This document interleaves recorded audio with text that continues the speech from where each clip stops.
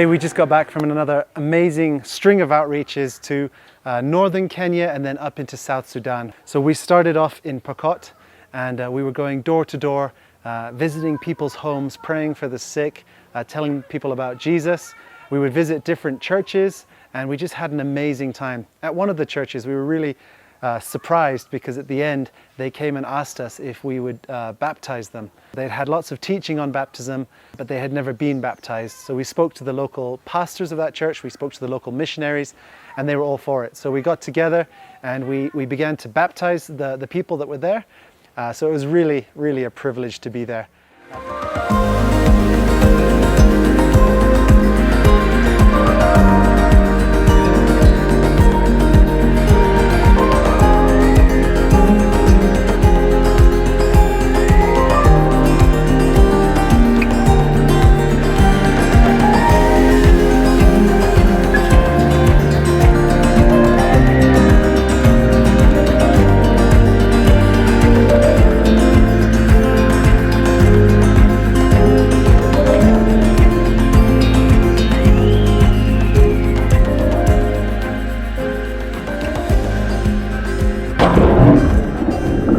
From Pokot we went north to South Sudan. We tried to really push to this unreached people group called the GA people. And Peter and I had visited them in February last year, and we commissioned Elijah with the others to try and reach those people.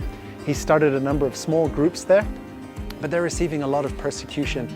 And so we tried to go up there. It was going to be a long shot because it's right in the middle of the rainy season and the rains were coming down. There's an area that's a swamp, and the swamp was growing and growing. And at the beginning of the year, Elijah had walked 15 hours through the swamp to reach this village.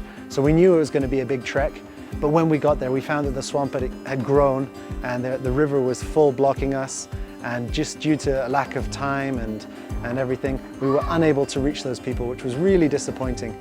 But the new believers at the village where the river was that we couldn't pass were telling us some really horrific stories of how they were taking the GA believers and persecuting them. And one of the ways they were persecuting them was by holding them in the river and actually drowning them because they weren't happy with the changes that were taking place and the newfound faith.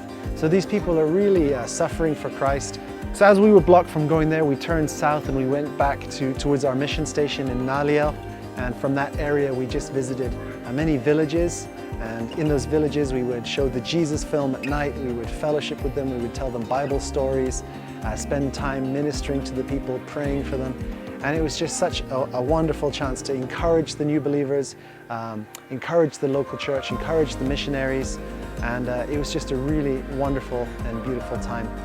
From there we just jumped straight into the next outreach, which was an outreach into a refugee camp, Kakuma. It's the second largest refugee camp in Kenya. And there's over 200,000 people in this area. And Peter and Becky did an amazing job preaching the gospel from a stage to thousands of people that were there. Many of them made first-time decisions. Many made recommitments to follow Jesus. We partnered with over 50 churches to reach these people. And it was just such a wonderful outreach. So much so that they were desperate and asked us, please come back. So we're going to go back in October now. So we're just beginning the works of planning that, raising the funds and finances for that next meeting. And we're just so excited to see what God is going to do at this outreach. So it's a whole spread of things, going from door to people's homes, visiting sort of villages and doing cinema with the Jesus film in the local language, to now these huge open air events. And the common theme in all of that is telling people about Jesus, leading them to Christ, and then beginning a discipleship work through the local church in their lives. So if any of this work touches you, just please pray for us. Please be serious in committing to pray for us.